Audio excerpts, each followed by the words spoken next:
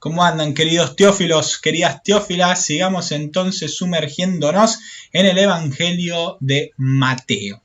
Vayamos entonces a conocer algunas cuestiones bien concretas de su estructura, de sus destinatarios, de su contenido, del contexto vital de aquel entonces para poder entender con claridad o lo más cercano que podamos ese mensaje divino, ese mensaje inspirado por el Espíritu al agiógrafo que escribió este texto. Algunas cuestiones para empezar. La estructura de la obra. Su estructura literaria no se puede conocer a ciencia cierta porque no tenemos al escritor ahí delante nuestro para decirnos cómo quiso escribir o qué intencionalidad tuvo y cómo quiso estructurar esos contenidos que él nos quería dar a conocer. En principio, para realizar este tipo de acercamientos se recurre al campo del análisis estructural y al campo del análisis literario. Entonces vamos a estudiar según repeticiones de términos, según qué términos aparecían en lugares específicos de la obra, qué cortes temporales y geográficos hace el autor, cómo pensó el texto. Y a partir de eso vamos a poder entonces entender con más claridad el mensaje que éste nos quería dar. ¿Cómo solían las personas de esa época estructurar sus textos? ¿Qué elementos literarios solían utilizar para hacerlo? Por ejemplo, el Evangelio de Marcos va a poner un mensaje inicial en el primer versículo. Va a decir algo así como que este es el Evangelio de Jesús, el Cristo, el Hijo de Dios. Por lo tanto, su Evangelio va a tener una cúspide a la mitad más o menos del Evangelio, donde va a haber una declaración de fe y se lo va a reconocer a Jesús como el Cristo, una de estas palabras que estaba al principio. Y la segunda palabra, Hijo de Dios, va a estar casi al final del Evangelio, cuando el centurión le clava la lanza y ve que sale sangre y agua, va a decir, verdaderamente este era el Hijo de Dios, ¿no? Entonces se cumple como una frase inicial, es como el programa que va siguiendo todo el relato del Evangelio. Después tenemos también quizás algún otro esquema, buscamos reproducir otro texto. De hecho, se dice que una de las estructuras de nuestro Evangelio de hoy, el Evangelio de Mateo, es reproducir los 5 libros de la ley. Entonces parecería ser, algunos especialistas dicen, que el texto está dividido como en 5 bloques. Hay un prólogo que es la infancia, hay 5 diálogos, 5 rollos, podríamos decir, 5 reflexiones temáticas, y a lo último un epílogo o una conclusión, como intentando reproducir los 5 libros de la ley, la Torá judía, porque uno de los temas principales de Mateo será básicamente el perfeccionamiento de la ley que Jesús hizo. No porque haya modificado nada, sino porque interpretó la ley en su sentido más auténtico. Otra forma de estructurar los textos es marcarlos por zonas geográficas o temporalidades. Entonces se va mostrando que un Jesús que va subiendo a Jerusalén, por ejemplo en el Evangelio de Lucas, donde luego de ser bautizado, de estar en el desierto, Jesús empieza su camino hacia Jerusalén, el lugar donde morirá, donde será asesinado, y desde Jerusalén saldrá la palabra a todo el mundo en círculos concéntricos en Hechos de los Apóstoles. Hay distintas formas de estructurar los textos. Nuestro Evangelio, como veíamos, hay 2 grandes opiniones acerca de la estructura. Una es la que le comenté, hay 5 discursos de Jesús centrado en el reino de los cielos, y con un prólogo que es la infancia y un epílogo o una conclusión que es esto de vayan a todo el mundo, hagan que prediquen el Evangelio y bauticen en el nombre del Padre, del Hijo y del Espíritu Santo, diciéndole a la gente de alguna manera que yo sigo estando con ustedes. Yo soy el Emmanuel, el Dios con nosotros. Esta es una forma de interpretar. Excluyo las divisiones internas de los 5 discursos para hacerlo más fácil. Se puede encontrar en cualquier página de internet seria la reflexión en torno a estos 5 discursos de Jesús. Es una de las estructuras más conocidas del Evangelio de Mateo.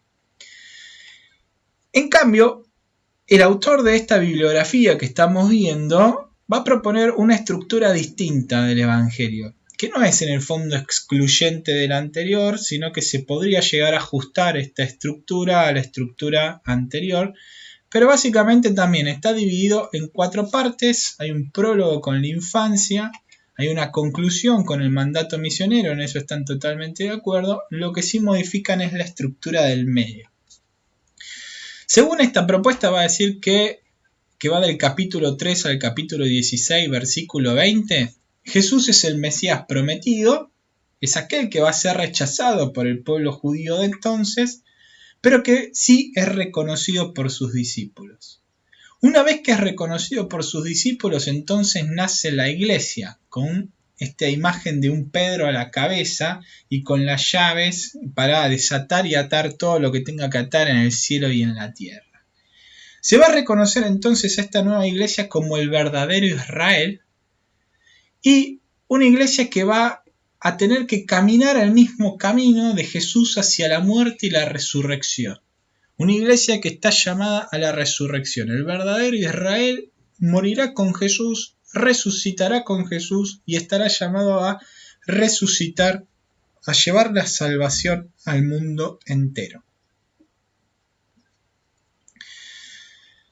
Entonces, los textos, las perícopas, las unidades de sentido de cada una de estas partes tendrá como tema central en el primer caso esta cuestión y en el segundo caso esta otra cuestión.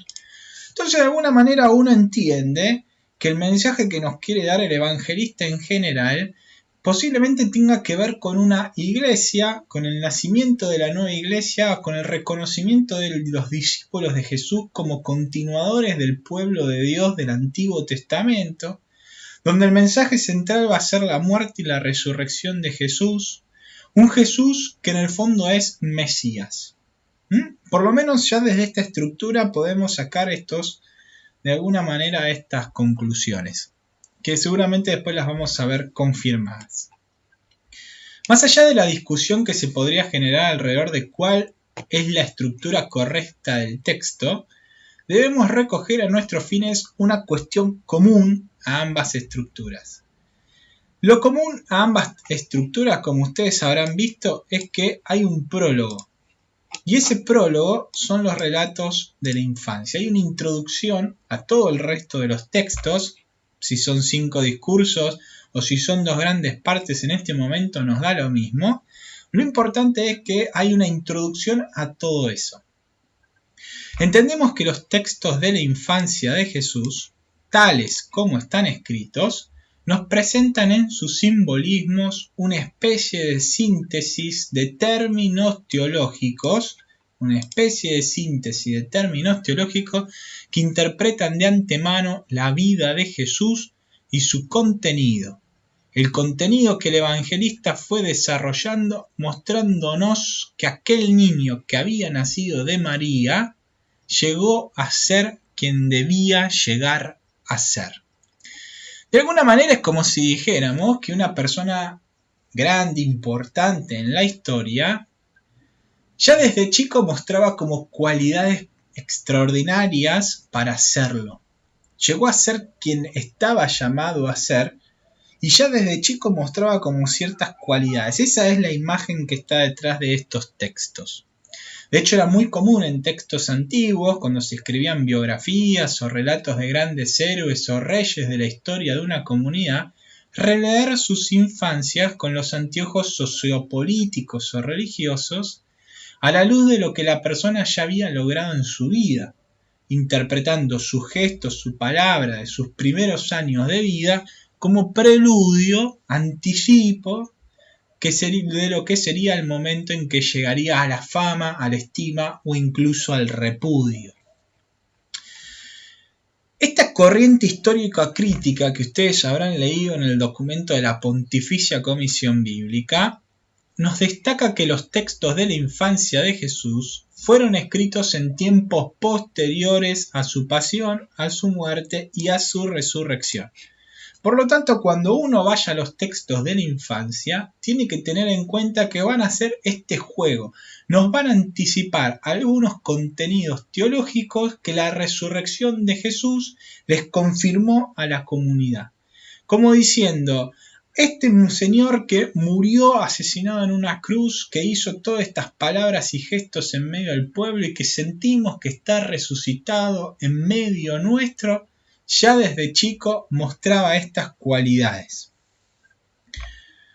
Con lo cual nos permiten entender que el evangelista está leyendo, reconstruyendo, narrando la infancia de Jesús con los anteojos de la experiencia comunitaria y personal de las obras y palabras del crucificado, como así también a la luz de la experiencia de que aquel que fue asesinado colgado en un patíbulo estaba con ellos más que vivo, a saber, resucitado, gozando de la vida de Dios y que se quedaría con ellos hasta el fin del mundo.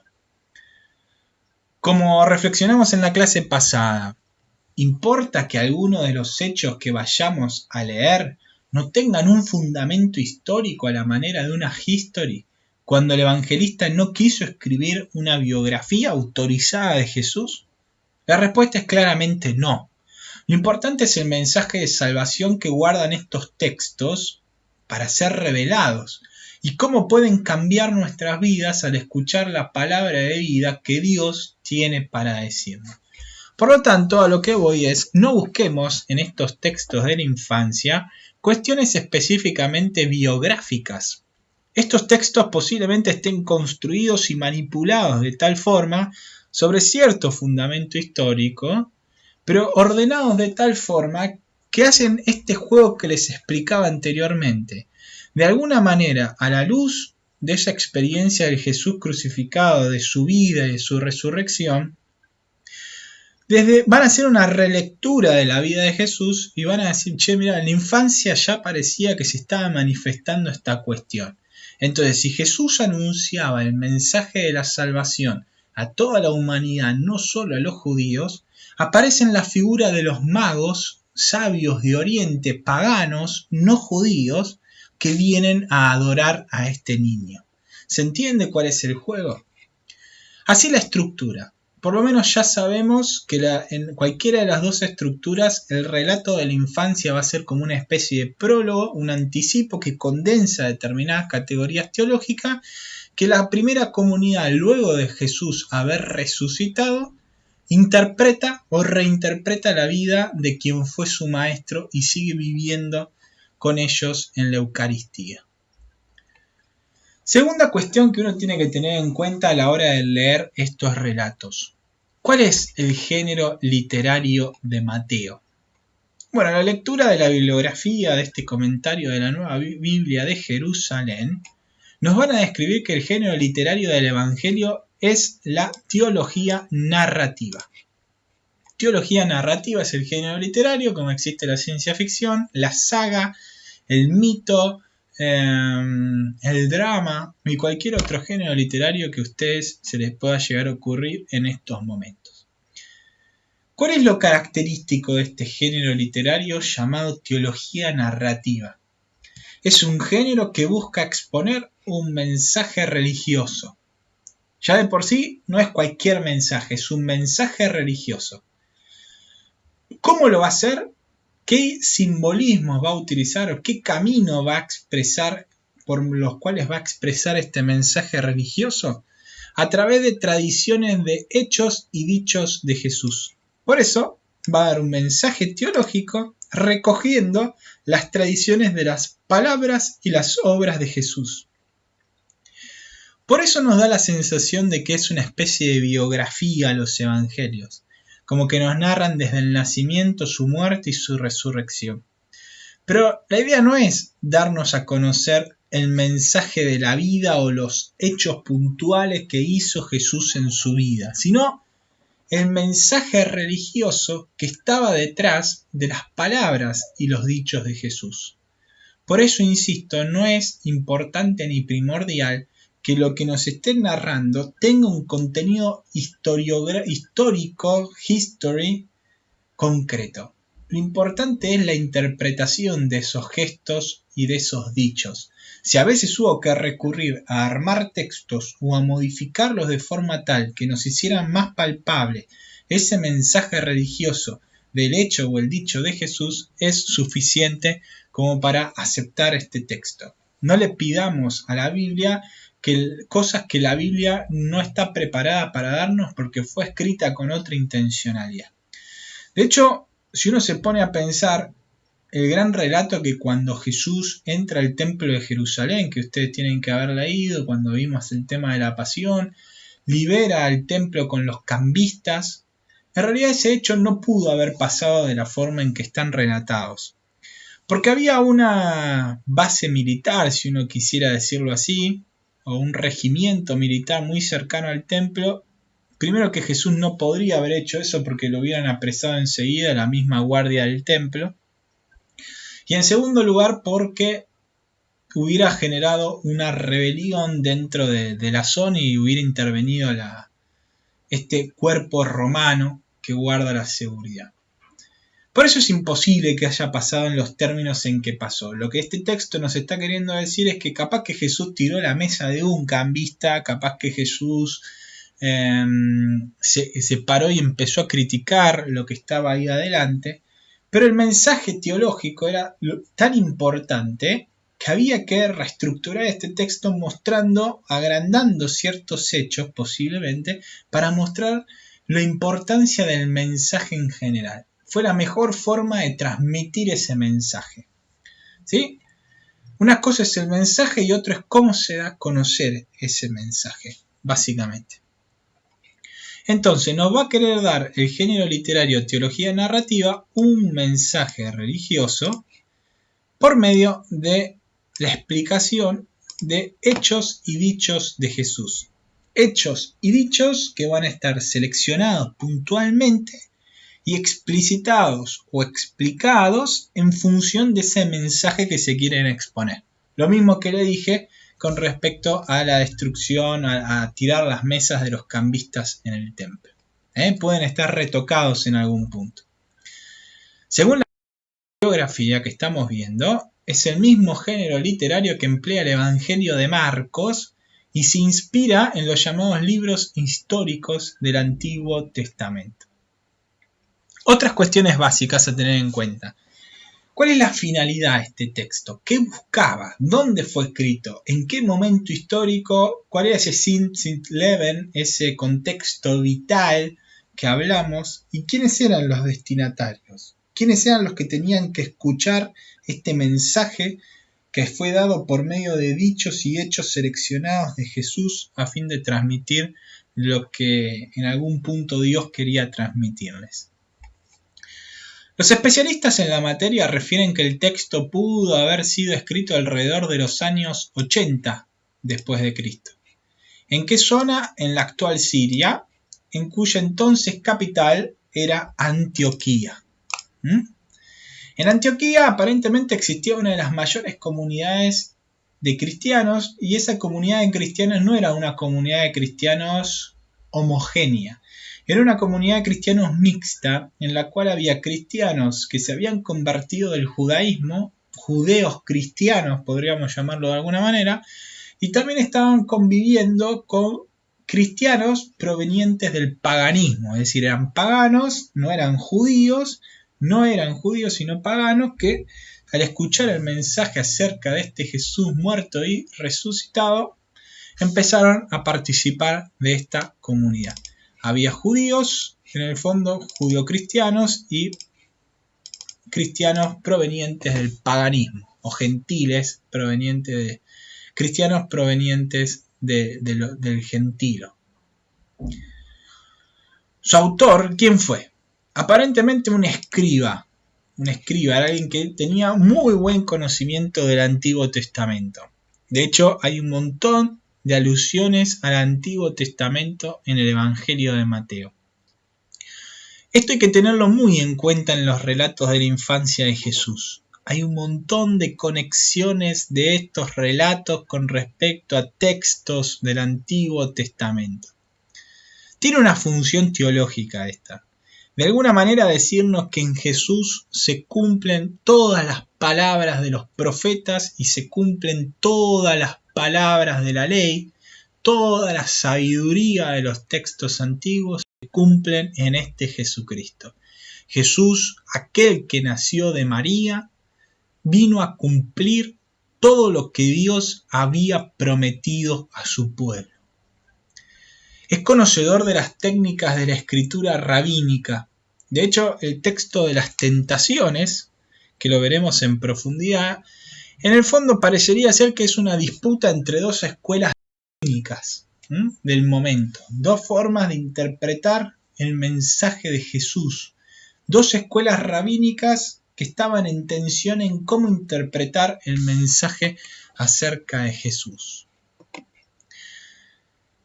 Aparentemente vino a traer solución a dos problemas. Escribió este escriba judeocristiano para traer luz sobre dos tipos diversos de controversias.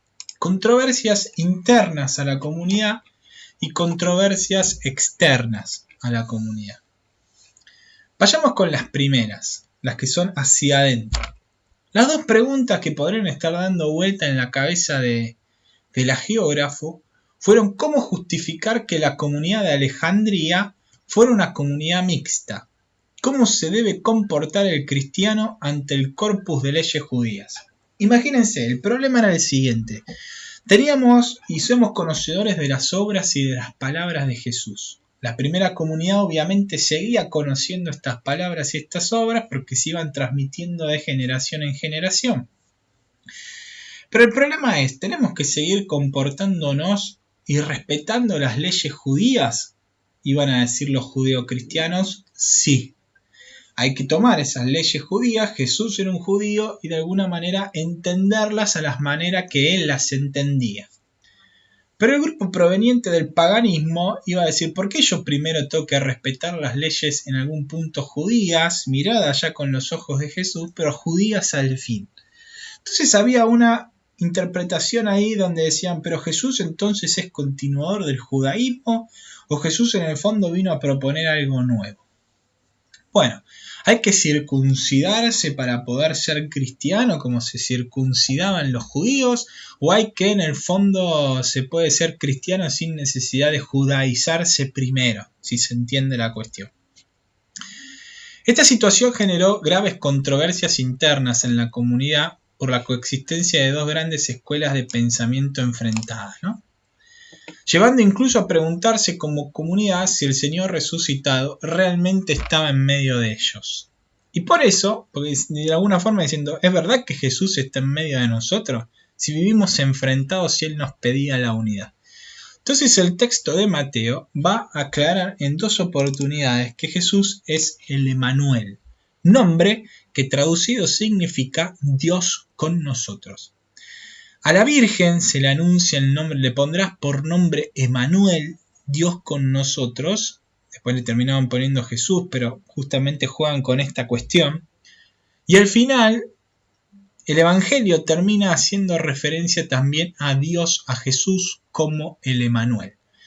De alguna manera, el texto fue escrito a la comunidad diciéndole, muchachos, yo sé que ustedes vienen de dos lados distintos, tienen afecto a la ley judía de forma distinta, los judeocristianos van a querer respetar esa ley, los que no provienen del ámbito judío no van a querer respetar esa ley porque creen que Jesús propuso otra alternativa. La cuestión es la siguiente, les dice el evangelista. Miren, cada uno siga viviendo a la manera en que tiene que seguir viviendo según lo que entiende que Jesús hizo.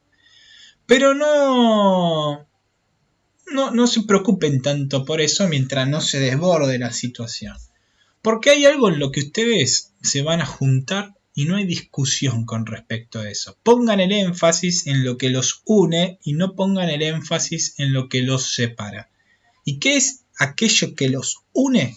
Bueno, que Jesús sigue en medio de ustedes y en el servicio hacia los más pobres. De hecho, el Evangelio de Mateo, capítulo 25, va a ser famoso por ese texto en el cual, haciendo alusión como el juicio final, va a decir, Dios le va a preguntar a algunos, surge esta cuestión de si estaba preso me visitaste, si estaba hambriento si me diste de comer, si estaba sediento si me diste de beber, si estaba desnudo y me vestiste, si estaba preso y me viniste a ver y me liberaste. Bueno, en el servicio al prójimo se van a encontrar.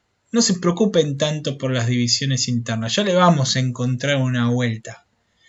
Focalicémonos en el servicio al otro, que es donde nos juntemos, nos guste o no nos guste, porque ese es el mensaje de Jesús. De hecho, los problemas externos también tienen que ver con esta cuestión. ¿Cuál era el problema externo? Bueno, que a partir del año 70, cuando se destruye el templo de Jerusalén, los judíos se dispersaron por distintos lugares porque Jerusalén fue tomada por los romanos de una forma más brusca. Por eso hubo un grupo de judíos que se juntaron en Yamnia o Yabne, con el fin de reorganizar el judaísmo. Esta escuela, obviamente, cuando uno está en situación de problemática, suelen de alguna manera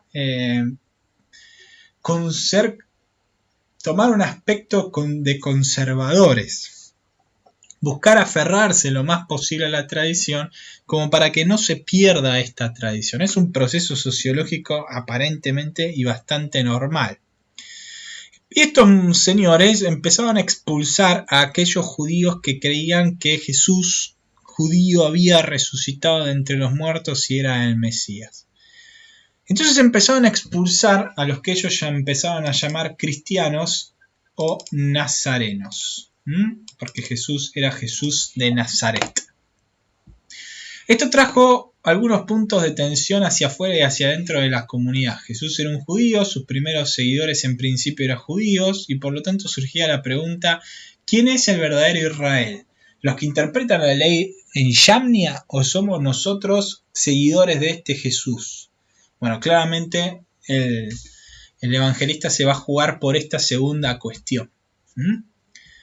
Por eso se va a mostrar a Jesús como el verdadero intérprete de la ley en el Evangelio, como aquel que dice: ustedes escucharon que se les dijo tal cosa, pero yo les digo tal otra.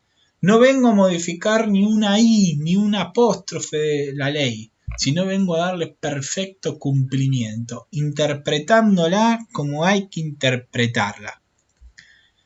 Podríamos decir, entonces, que el autor nos muestra a Jesús como Mesías y nos presenta a la Iglesia como el verdadero Israel, el verdadero pueblo de Dios. Lo mismo que habíamos visto en el video anterior con respecto a la estructura. Si recuerdan, esta estructura que nos propone la bibliografía nos mostraba un Jesús, Mesías prometido, rechazado por el pueblo judío, lo que estaba pasando al momento en que se escribió el texto, que no dejaban entrar a los judíos cristianos a las sinagogas, que la iglesia era el verdadero Israel porque interpretaba, siguiendo a Jesús, verdaderamente la tradición judía. Entonces, lo que entendemos es que resolviendo de esta manera los problemas internos y externos de la comunidad puestos en las palabras y las obras de Jesús, el género literario, ¿cómo no sería este el pueblo de Dios verdadero si Jesús perfeccionó como verdadero maestro la ley y el pueblo la está cumpliendo? Con respecto a la problemática interna, no se decide por una solución, como les decía, sino que tengan en cuenta esto de trabajar por el otro. Y con respecto a la cuestión de si eran verdaderos judíos o si no eran los verdaderos judíos, toma la partida de decidir si somos los verdaderos seguidores de este pueblo de Dios que surgió con Abraham. De hecho, si uno se fija, el Evangelio de Mateo comienza con una genealogía, diciendo: este es el padre de este es el padre de este, hasta llegar a Jesús. Con lo cual nos quiere decir que Jesús era un judío, era el verdadero intérprete de la ley judía. era el que, como Moisés, figura de fe del judaísmo, padre de la fe del judaísmo, Jesús era el que interpretaba realmente toda esa tradición de fe que era el judaísmo. Espero que esto entonces nos haya ayudado a comprender su estructura, su contenido, quién fue el autor, para qué lo escribió, dónde lo escribió, quiénes eran sus lectores, porque de esta forma vamos a poder comprender de una mejor manera los relatos de la infancia.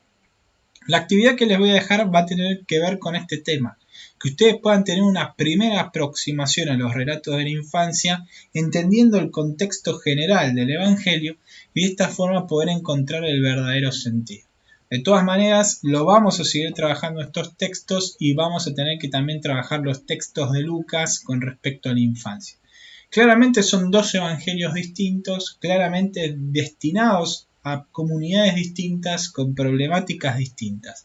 Trabajemos el Evangelio de Mateo por un lado, luego trabajaremos el Evangelio de Lucas por el otro, que tiene otra estructura interna muy particular que va a comparar a Juan el Bautista y a Jesús todo el tiempo en los relatos de la infancia.